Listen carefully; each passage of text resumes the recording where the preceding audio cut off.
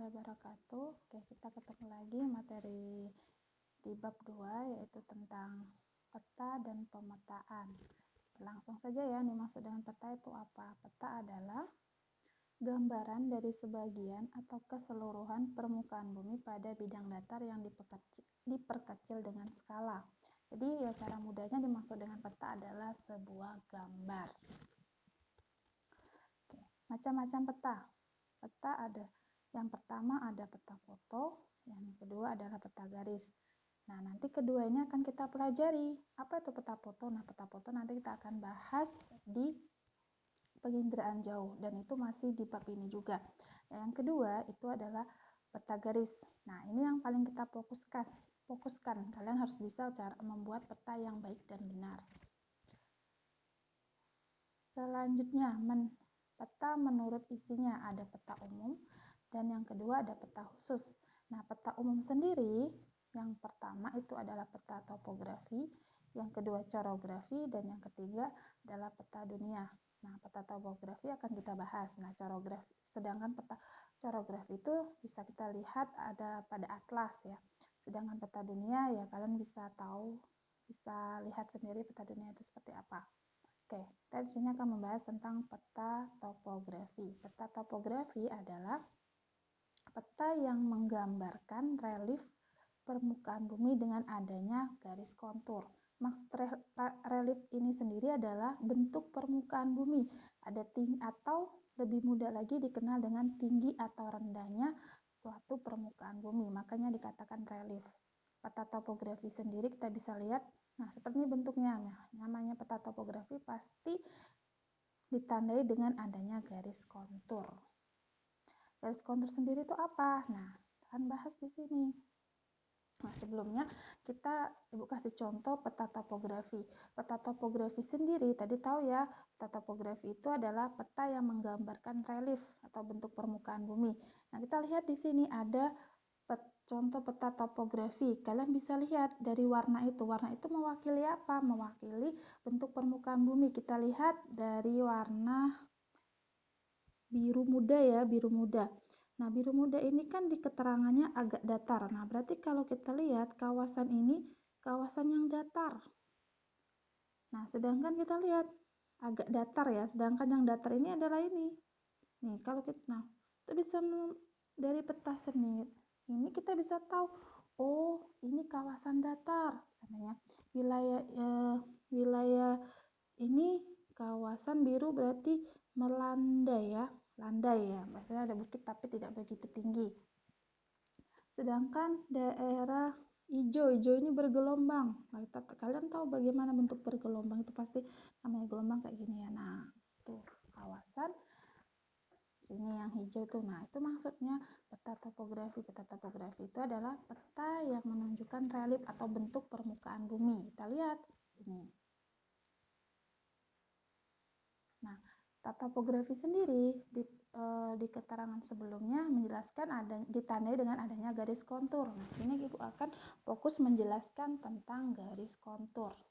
Oke, garis kontur sendiri adalah garis yang menghubungkan wilayah-wilayah yang memiliki ketinggian yang sama. Jadi, kita ibaratkan kayak gini. Coba Ibu gambar tuh ya. Misalnya ini kita bentuk aja permukaan bumi.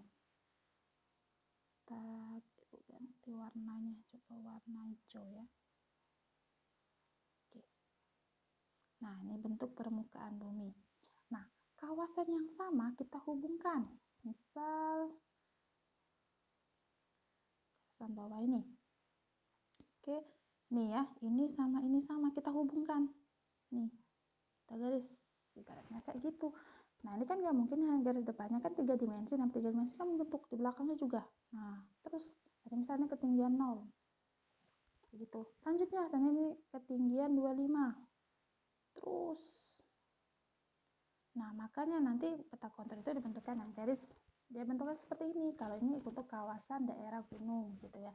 Atau yang kalau tengah-tengah semakin kecil berarti kawasannya tengah-tengahnya lebih tinggi. Kita ibaratkannya kalau kalian obat nyamuk, kalau kalian tengahnya lah ya, ibaratnya itu contoh tuh, itu akan meninggikan. Seperti itulah. Nah, garis kontur itu. Oke, itu ya. Contoh garis kontur. Nih, kita perhatikan di sini.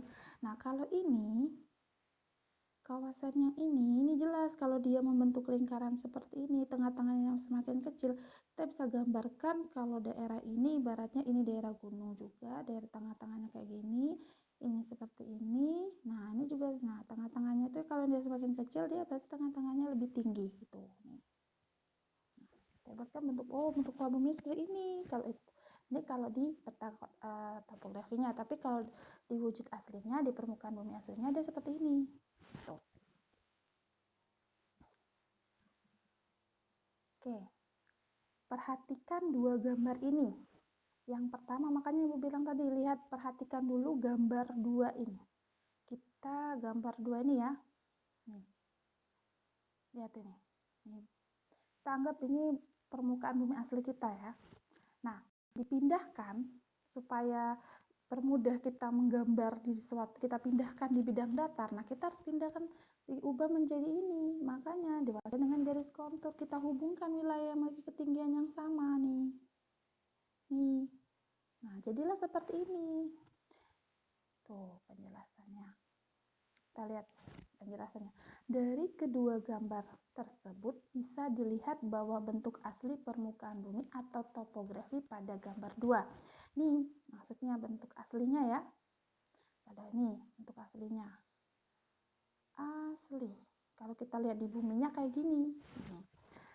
Sedangkan kita tidak mungkin memindahkan gambar gunung pada peta. Masa kita gunung kayak gini kita gambar 3 dimensi, sedangkan peta itu adalah 1 dimensi. Makanya untuk mempermudah kita membutuhkan apa? Untuk memudahkan dan tidak mengubah bentuk muka bumi yang asli, maka dengan adanya peta topografi atau garis kontur, kita dapat mengetahui bentuk muka bumi yang sebenarnya. Nih, inilah. Ini kalau ini dibentuk aslinya, kalau dipetakan dia kan bentuk seperti ini. Nih ya. Paham ya? Oke.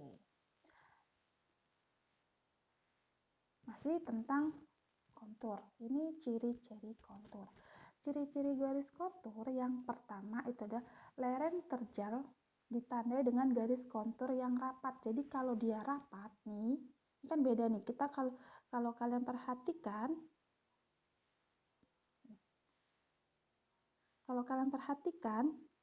gambar kontur yang ini sama yang ini nih, ini rapat.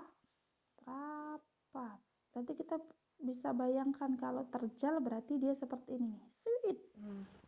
Tapi kalau dia landai, maksudnya terjal apa? Dia miring.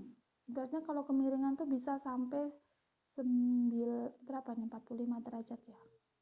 Kalian harus mendaki 45 derajat gimana? Capek kan? Nah, seperti itulah. Nah, tapi kalau dia yang rapat, kalau yang dia yang terjal, maksud Ibu, maaf ya. Tadi yang rapat. Nah, dia palingan bentuknya seperti ini. Nih. Tuh, kalian kalau sudah kayak gini paling mudah. Nah, itulah maksud perbedaannya. Nih. Kita lihat dari sini, lihat dia rapat, makanya dia terjal ini. Selanjutnya, lanjutkan yaitu lereng landai. Nah, lereng landai ini biasanya garis konturnya renggang. Lihat beda ya sama yang tadi yang sangat rapat. Nah, ini maksudnya gambar dari lereng landai. Nih. Ini ya. Selanjutnya, lereng cekung. Namanya cekung, semakin tinggi tempat jarak semakin berkurang. Lihat, dia kan berkurang antara jarak antara satu dengan yang lain nih. Punya jarak dia.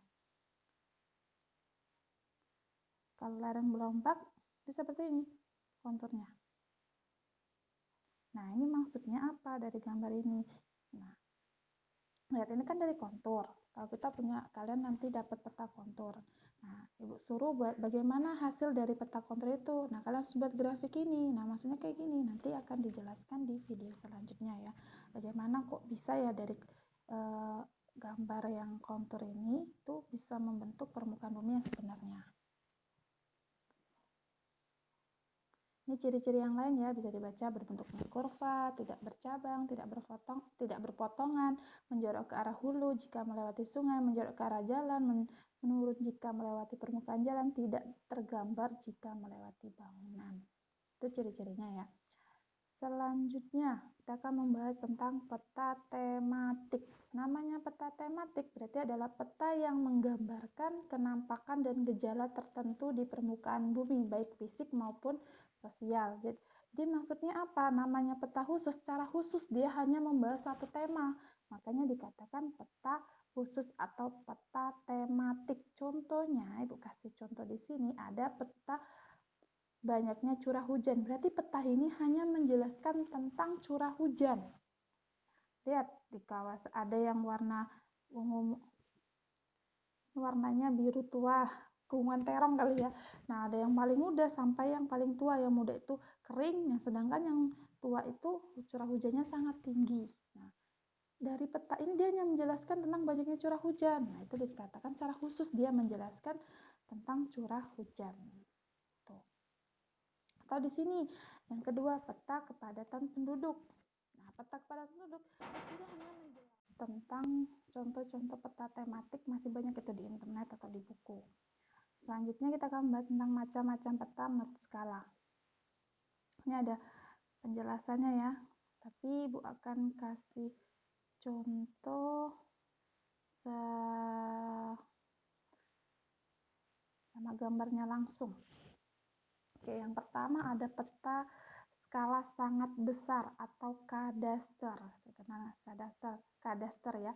Nah, peta skala sangat besar itu skalanya 1/1000 sampai 1/5000. Biasanya peta skala sangat besar ini untuk menggambarkan denalokasi. Tuh, denalokasi. Jadi wilayah yang dipetakan sangat sempit, tetapi informasi yang dijelaskan atau informasi yang disajikan itu sangat detail. Kalian bisa membayangkan kalau dengan membaca Dena, kalian tahu, oh kalau mau ke ruangan ini lewat sini, oh kalau mau ke WC lewatnya sini. Itu sangat jelas kan karena dari Dena lokasi. Makanya itu dikatakan itu adalah contoh dari peta skala sangat besar atau kita kenal dengan peta kadaster. Nah, ini contohnya ya Dena lokasi. Tuh. Yang kedua, itu ada peta skala besar. Kalau yang pertama tadi peta skala sangat besar, kalau yang kedua peta skala besar. Ukuran skalanya dari 1/5000 sampai 1/250.000. Itu ya. Nah, 250.000. Contohnya biasanya kalau ini dia memetakan seperti kecamatan. Kecamatan kan itu tidak begitu luas. Nah, contohnya di sini peta administrasi Kecamatan Banjarsari, Kota Surakarta. Lihat skalanya 1/35.000. Makanya biasanya kalau yang skala besar wilayahnya agak lebih luas sedikit, kecamatan, tingkat kecamatan gitu ya. Kalau desa ya masihlah ikut masuk di sini desa ya. Nah, tuh. Yang ketiga ya, peta skala sedang. Nah, peta skala sedang sendiri itu adalah 1/250 sampai 1/500.000. Itu biasanya dia sudah memetakan wilayah yang lebih luas atau contohnya di sini tingkat provinsi. Di sini ada provinsi Jawa Tengah. Jawa Barat yang Sumbang ya, maaf ya. Selanjutnya peta skala kecil. Namanya skala kecil berarti wilayahnya lebih luas lagi, tetapi informasi yang disajikan semakin sedikit atau kalian kurang jelas untuk mencari wilayah. Seandainya, oh mana ini daerah Sydney, mana ini daerah ini lebih kecil, tapi wilayah yang dipetakan lebih luas. Contohnya di sini ada benua Australia, sama aja dengan negara Australia. Nah, yang terakhir itu adalah peta skala sangat kecil. Itu biasanya bisa memetakan dunia. Lihat, kalau kalian baca di sini, kalian mau cari rumah kalian pasti nggak ketemu, gitu ya. Nyari negara aja, alhamdulillah karena bentuknya khusus unik, jadi mudah untuk mencari Indonesia. Tapi kalau mencari Malaysia agak sulit ya. Makanya di sini wilayah yang dipetakan sangat luas, tetapi informasi yang disajikan kurang begitu detail atau kurang begitu jelas. Tuh. Jadi cara mudahnya, semakin besar skala peta berarti wilayah yang dipetakan semakin kecil, tetapi informasi yang disajikan semakin jelas. Tetapi kalau skala petanya semakin kecil, wilayah yang dipetakan semakin luas, tetapi informasi yang disajikan semakin kurang detail. Oke, sampai di sini dulu ya pembelajaran kita. Untuk minggu depan kita akan membahas tentang komponen peta.